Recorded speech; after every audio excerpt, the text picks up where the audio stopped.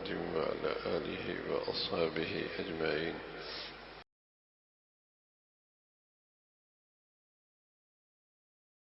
محمد وعلى آله وأصحابه أجمعين.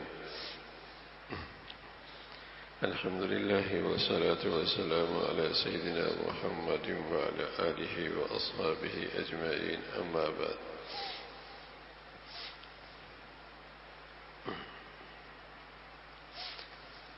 فرمایا کہ مسئلہ یہ ہے کہ جس طرح مرد کو اجازت نہیں کہ نامحرم عورت کو بلا ضرورت دیکھے بھالے، اسی طرح عورت کو بھی جائز نہیں کہ بلا ضرورت نامحرم کو جھانکے.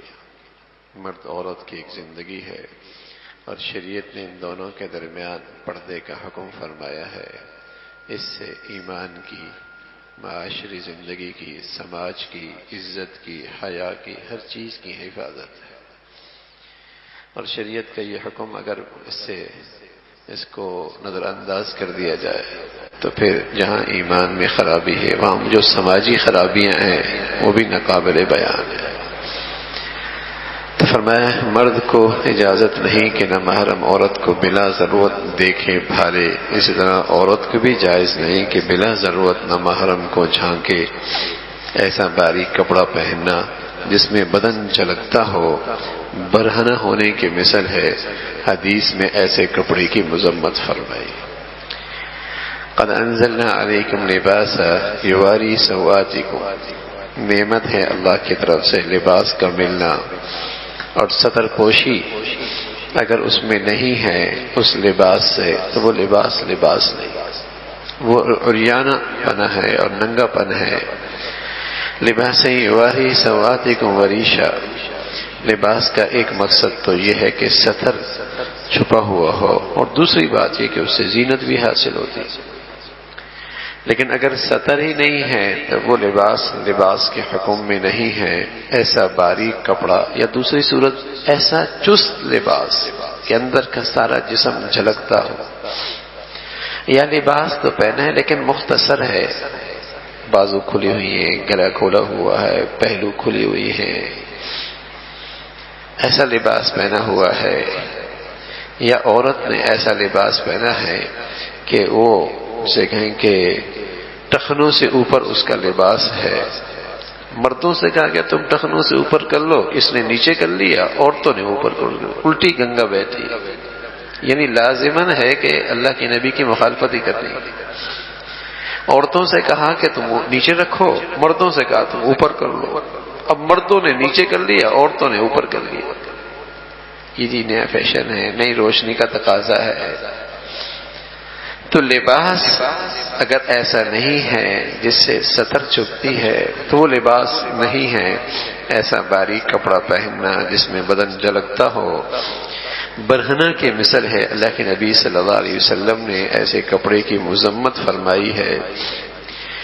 پیر بھی ہو اگر نامحرم ہو تو مثل دوسرے نامحرم مردوں کی طرح ہے. اس کے روبرو بلا حجاب آنا جائز نہیں. پیر مرد تو ہے نا، ہاں، جب تک مرد ہے تو ظاہر ایک عورت اس کے سامنے نہیں آ سکتی. ہاں، یہ مطلب نہیں کہ پیر ہو گیا تب اس کے اندر مرد پنا ختم ہو گیا اور شریعت کے حکم جو مردانہ کے وہ ختم ہو گئے. ایسا نہیں ہے. جو واقعی اللہ سے ڈرنے والا، خدا کا خوف رکھنے والا اور واقعی پیر ہے وہ تو ان چیزوں کا اہتمام کرتا. ٹھیک ہے، یہ کوئی حجت نہیں کہ فلاں صاحب تو غیر محرم کے ساتھ یوں گپ باتیں کر رہے تھے، انہوں نے اپنے پاس بٹھایا ہوا تھا، انہوں نے اپنے سامنے بٹھایا ہوا تھا. جی اگر وہ کر رہے ہیں تو پھر کیا ہوگا؟ تو یہ تو کوئی حجت نہیں کہ جی مکہ میں ایسا ہوتا، جی مدینہ میں ایسا ہوتا، جی حرم میں ایسا ہوتا، جی فلاں ایسا کرتا. ارے میاں کوئی کیسا کرتا ہے یہ دیکھو کہ اللہ کے نبی کا حکم کیا ہے. اللہ کے نبی صلی اللہ علیہ وسلم نے کیا فرمایا ہے؟ وَإِذَا سَأَلْتُمُوهُنَّ مَتَاعًا فَاسْأَلُوهُنَّ مِنْ وَرَاءِ حِجَابٍ. قرآن کا حکم ہے، قرآن کی آیت ہے.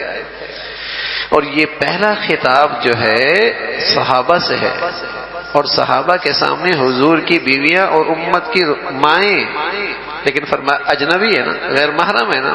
فَاسْأَلُوهُنَّ مَتَاعًا فَاسْأَلُوهُنَّ مِنْ وَرَاءِ حِجَابٍ. جب کوئی چیز لینی ہے تو پردے کے پیچھے، حجاب، پردے کے پیچھے. اور روئے زمین کی سب سے مقدس ہستیاں ہیں، ایک طرف صحابہ اور ایک طرف حضور کی بیوی، روئے زمین کی سب سے مقدس ہستی، لیکن تلقین فرمائی پردہ۔ تو یہ کوئی ایسا نہیں کہ پیر صاحب ہیں یا فلاں صاحب ہیں اور فلاں ایسا کرتا ہے، یہ کوئی حجت نہیں ہے۔ پردہ شریعت کا حکم ہے، پیر بھی اگر نامحرم ہو تو مثل نامحرم مردوں کی طرح ہیں، اس کے روبرو بلا حجاب آنا ناجائز ہے، حرام ہے۔ عورتوں کے پردے کی وجہ سے سفر میں نماز قضا کرنا جائز نہیں، نہ بس میں نہ بیل گاڑی میں بیٹھے بیٹھے نماز پڑھنا درست ہے، بلکہ چادر لپیٹ کر یا برقع پہن کر نیچے اتر کر کھڑے ہو کر نماز پڑھنا واجب ہے۔ برقع کا پردہ اس وقت کا کافی ہے۔ عورت کے لیے پردے کا حکم کی وجہ سے شریعت نے اسے اجازت دی ہے اور اس کے لیے آسانی فرمائی ہے کہ اگر وہ گھر میں نماز پڑھتی ہے تو مسجد کی نماز پڑھنے سے بھی زیادہ افضل ہے۔ سبحان اللہ۔ اس لیے شریعت نے آسانی فرمائی، عورت کو اللہ نے یہ احترام دیا، عزت بخشی کہ اگر وہ گھر میں بھی نماز پڑھتی ہے، صحن کے بجائے کمرے میں پڑھتی ہے، جتنا اندر پڑھتی ہے اس قدر اس کا اللہ کریم ثواب بڑھا دیتے ہیں۔